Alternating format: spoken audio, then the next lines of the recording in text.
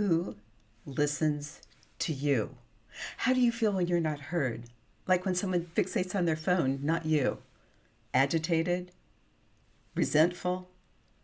Yet when someone listens with so much presence, the world fades away and it's just the two of you deeply connected. How do you feel then? Uplifted? Valued? Yeah. Welcome to the Soulful Listening Workshop. I'm excited to spend some time with you and to dive into soulful listening. Again, who really listens to you? Might it be a workplace colleague or a spouse, parents, a life coach, a psychologist? Or is it that nobody really listens to you? If that's the case, you're not alone. Over half of the American population is lonely. And the impact of this loneliness is equivalent to smoking 15 cigarettes a day, with health risks now exceeding those of obesity. This broke my heart. I'm Terri Lonowski, and I'm a TEDx speaker. I've led human-centered design teams from across the nation to showcase workforce innovations at the White House twice. And through these experiences, I've learned the importance of deep listening. And my own personal experience helped me to understand that there were major missing pieces in how we've learned to communicate. And so what I did was I sequestered myself and I asked the question, what is it that makes me different? And why does it even matter to share this? And when we really look at the impact of loneliness, the health implications, the relationships end up being crushed or dissolving because we don't feel heard, it became really important to get to the bottom of it. And what I found is that through my own loneliness and some modeling that was done for me early on, it helped me to get in touch with kind of the secret to connecting on this deeper level. From 3 years old on, I lived on the second floor of this stately mansion. Second floor because my family had converted the first floor into a bustling restaurant with banging and clanging and late night bar crowds beneath my bedroom every night.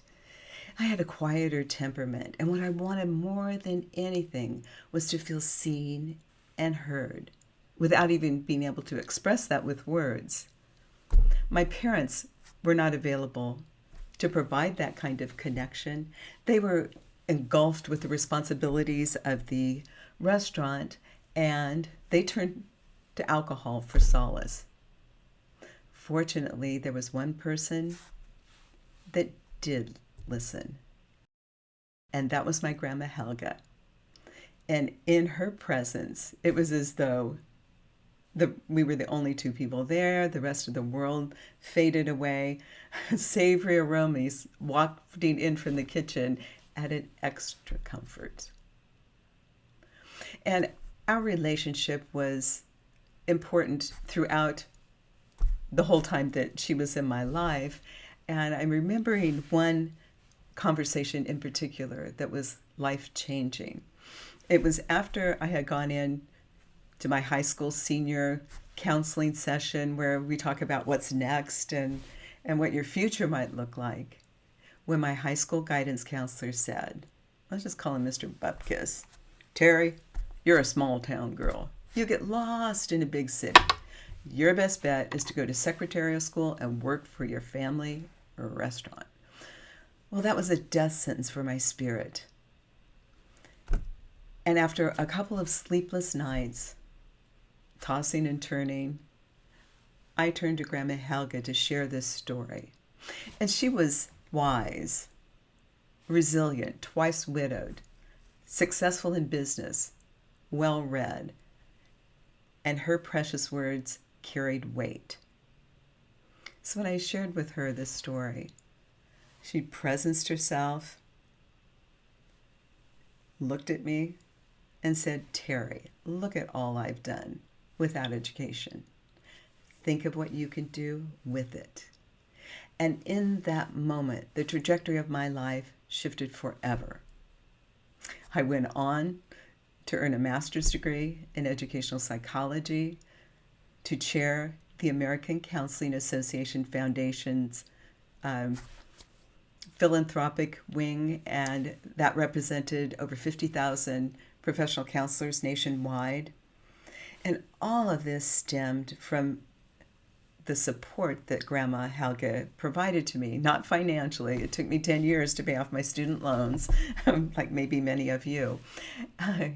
But her speaking possibility into me and holding the space for a future that was limited before. So one of these kinds of conversations can change the trajectory of a life. It's powerful. When we are with another person in this very deep way, it's so powerful.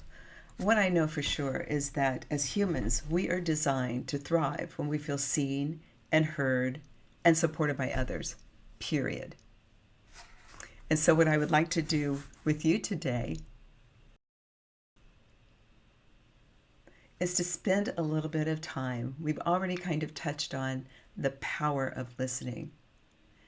I want to share with you the 5 elements of soulful listening. They're simple, they're easy to understand, and they are powerful when embraced and embodied and implemented in our own lives. And so I would invite you to look at the 5 right here. There's self-care, becoming fully present, quantum listening, inspired action, and the feedback loop. And then we'll spend a little bit of time kind of teeing you up for next steps in your own life, making it very, very personal and actionable. And then I like to do a little storytelling. I think it's, fun to share how soulful listening has touched lives in a variety of settings. So this is how we'll spend the rest of our time together. First, we'll look at the 5 elements of soulful listening and the way that they came about. When I was coaching those human-centered design teams from across the nation, and at the core of human-centered design is empathy, and empathy is incredibly powerful. But what I noticed upon reflection, upon what helped me to thrive against all odds within my relationships, it became clear the major missing pieces needed to be pinpointed and shared. And so that's what we'll do today. These are the 5 elements. And we'll spend time unpacking each of these and bringing them to life for you. So let's begin. And the first element is self-care. And self-care is more than a bubble bath, although that may be fun sometimes. It includes things like, how are we talking to ourselves? What's that loop that's going round and round and round? What's the clutter that's in our minds? How are we setting healthy boundaries? What's our quality of sleep like, and how many hours are we sleeping? The importance of high quality sleep cannot be overstated. So it's sleep, it's also movement. Are we moving our bodies, whatever that looks like for you? And also, what's our nutrition look like? And so it's all of these things and more.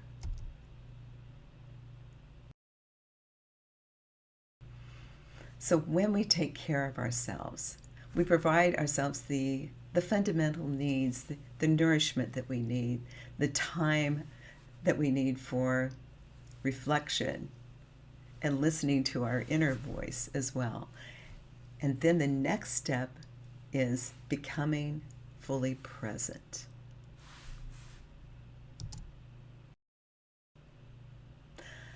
Imagine we've all been in situations where we can almost see bubbles like these above people's heads with a list of things they're thinking about. Not us.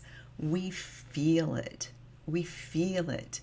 And it's very off-putting.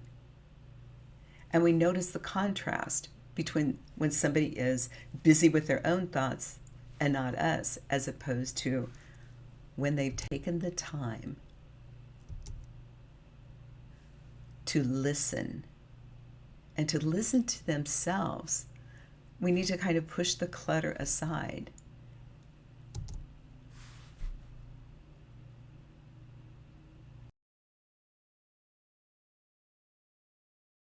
And become silent.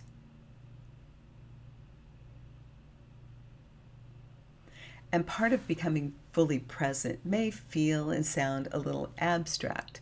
So what I'd love to do right now with you is to guide you through a breathing activity that will help us to become more fully present.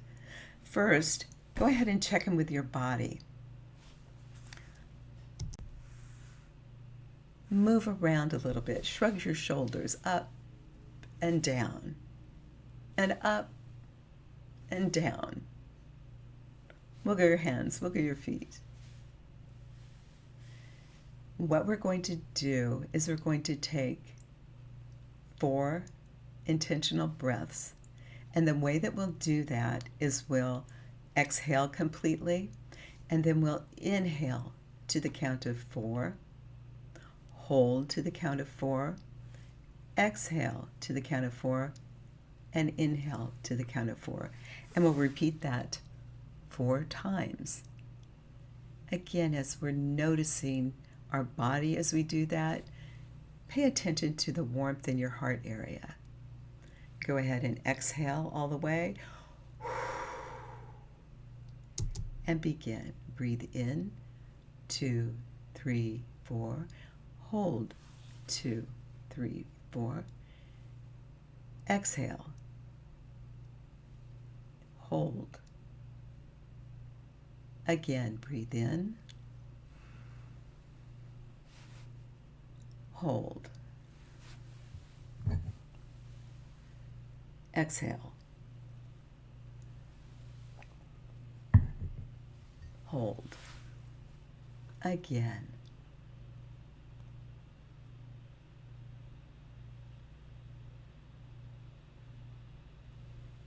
Exhale. Hold. And a final time. Breathe in, 2, 3, 4. Hold, 2, 3, 4. Exhale, 2, 3, 4. Hold, 2, 3, 4. Now, once again, check in with your body. See how you feel now. Move around again. What do you notice? Are you more calm? A little more present? Once we've given ourselves the self-care that we need and become fully present, we're ready for the third element of soulful listening.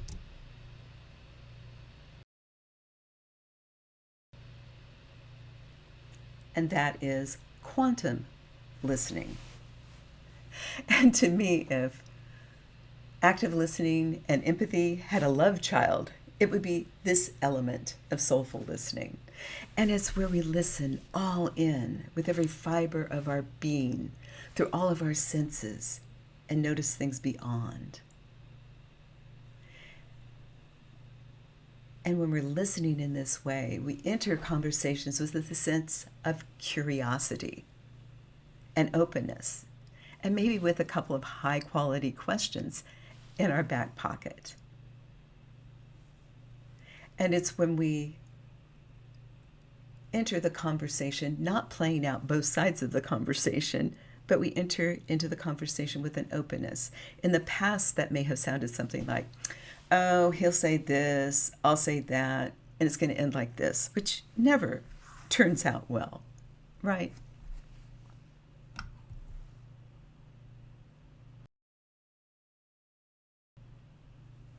And the fourth element of soulful listening is inspired action.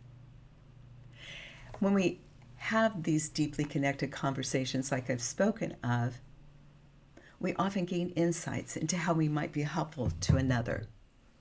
We all have access to enormous resources that can be of incredible value to another. It could be as simple as making a phone call or an introduction or sharing some information.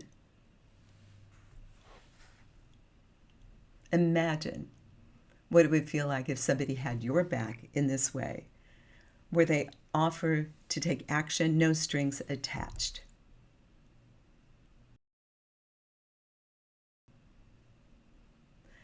And the final element of soulful listening is the feedback loop. And feedback means letting a person know that you've taken this inspired action on their behalf.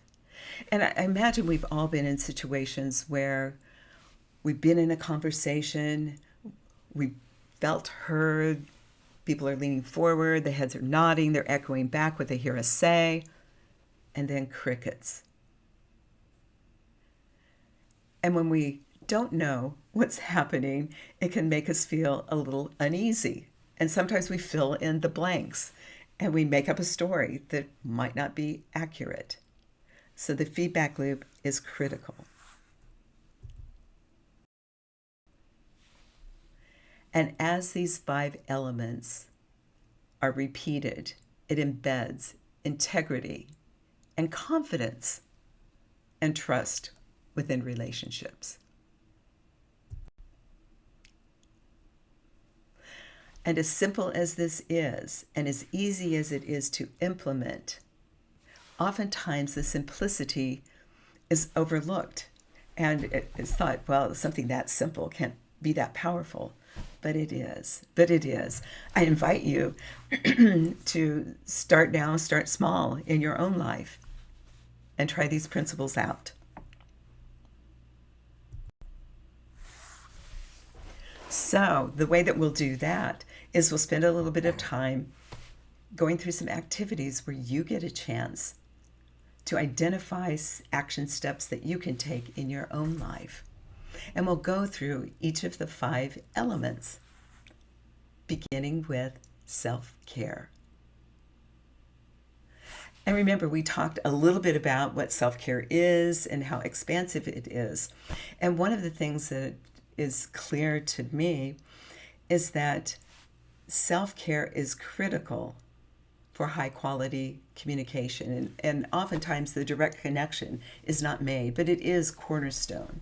And so I would invite you to just take a moment and reflect.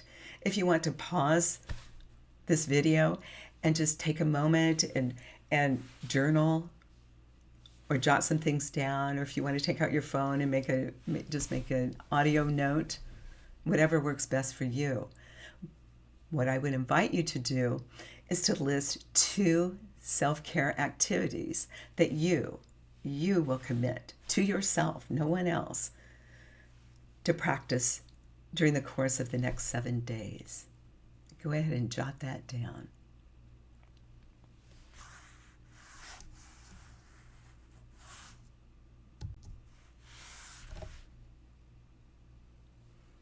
The next element, becoming fully present. We just went through the box breathing exercise, which I love, and you're welcome to use that anytime you wish. Or you may choose to just, like some people will just rub their fingers together, and that makes them aware of their fingers. And that may be one way to become present that would work for you. Or you may have your own way. So I invite you to list, just jot one down, one way that you will commit to yourself to practice becoming present within the course of the next 7 days.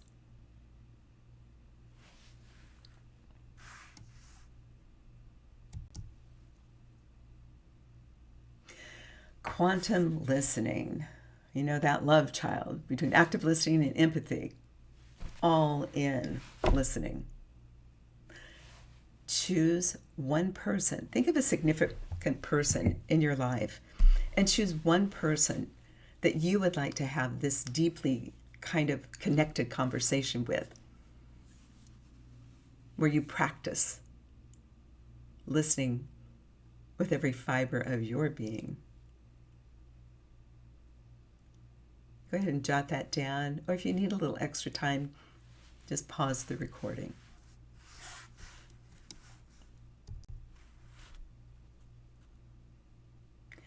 Inspired action.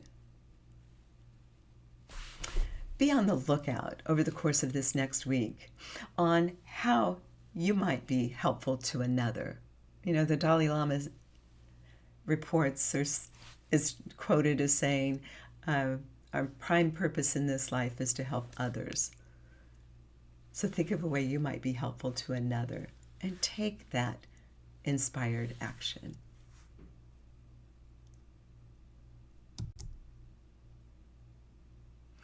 And very important, the feedback loop.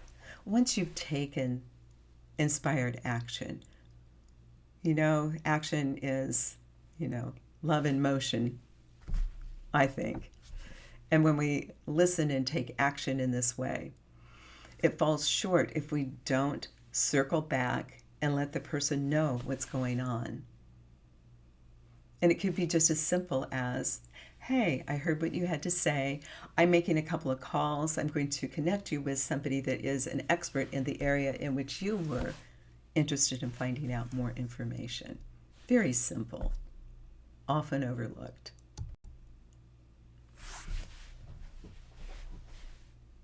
So now we're going to shift to some stories of how soulful listening has been impacting different kinds of settings.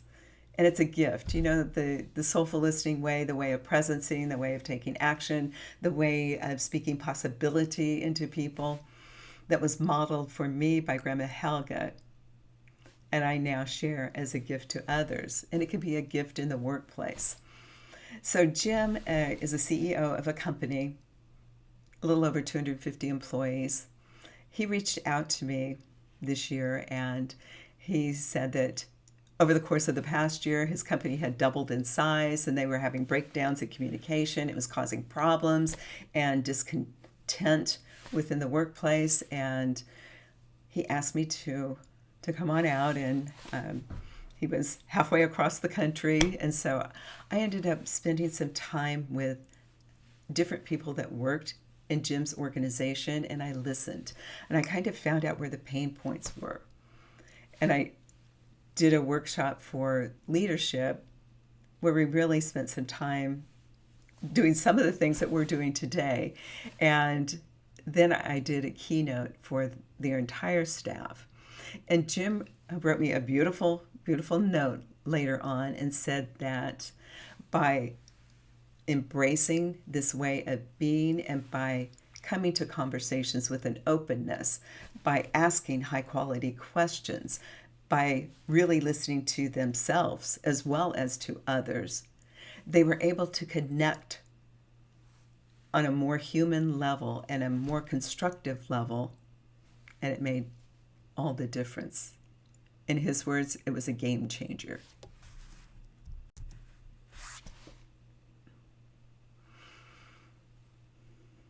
Personal relationships, to really work well, there needs to be good communication. And listening, to me, the soulful listening way is critical. And so Steve's story, Steve is a award-winning National Geographic photographer, very accomplished. He met the love of his life, his soulmate, Susan, late in life.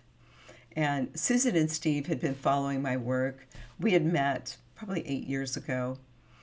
And unfortunately, Susan ended up, battling 4 different types of cancer.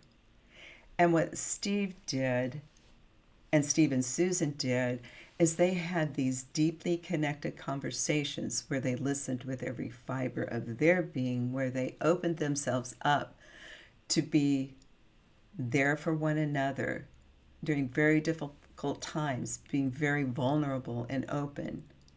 And Steve wrote to me and said that they had the best conversations, and soulful listening and using this methodology resulted in them being closer than they ever had been.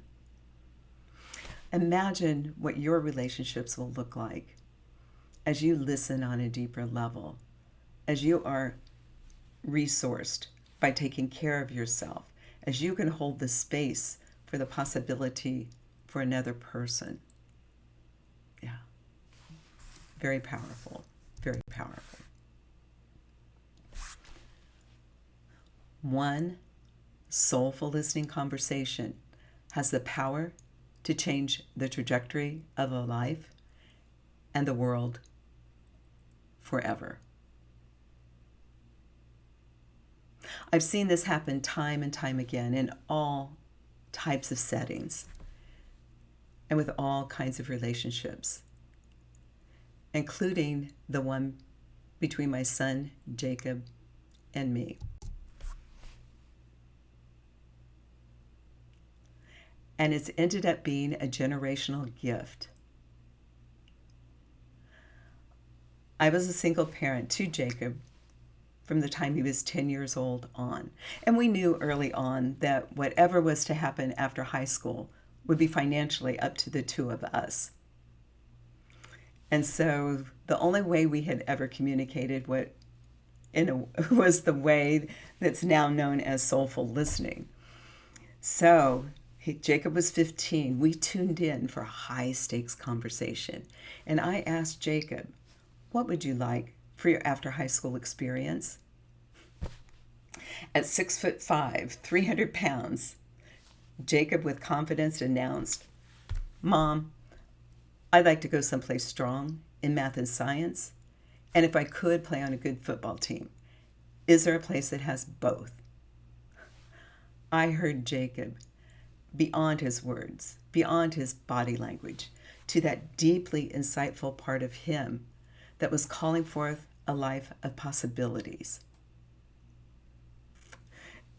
And so I said to Jacob, I'm not sure where that type of school is, but I know it must exist. So I will check around. Okay, so I listened,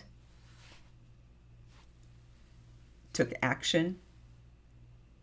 And when I took the action, I asked around, and this Southern school kept popping up. So I went back to Jacob, the feedback loop, and said, people are saying this Southern school. He said, we should go. I didn't even know how I was going to pay for a plane ticket, let alone feed this behemoth man-child in a big city.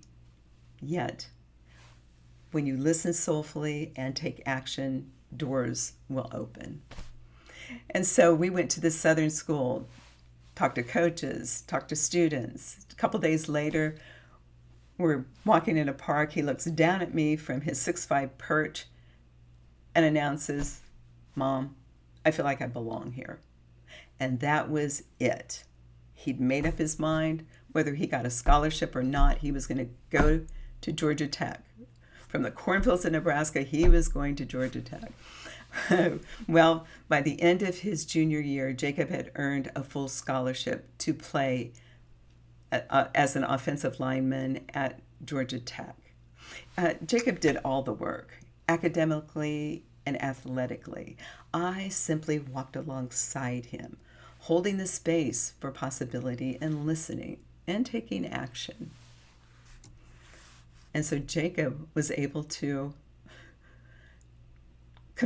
travel his journey from this little boy pretending to be a football player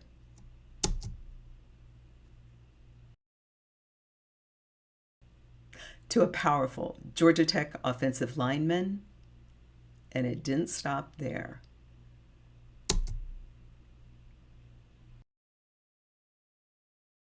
He then became a doctor of physical therapy,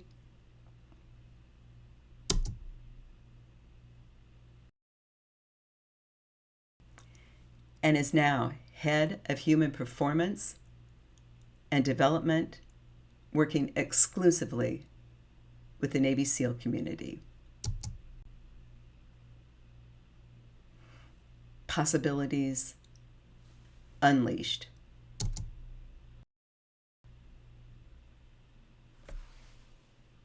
Again, as these 5 elements are repeated on a consistent basis, it inspires greater potential within our relationships. And we really are at a time in our life where we need the best and the brightest in each of us more fully expressed.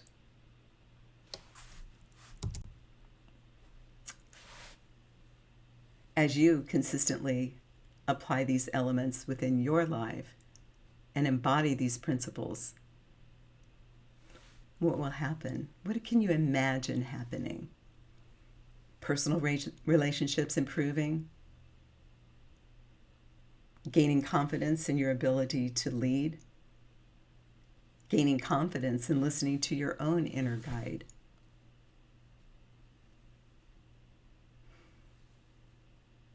My heart believes that you will experience an improvement. And start now. Start small, one simple conversation at a time.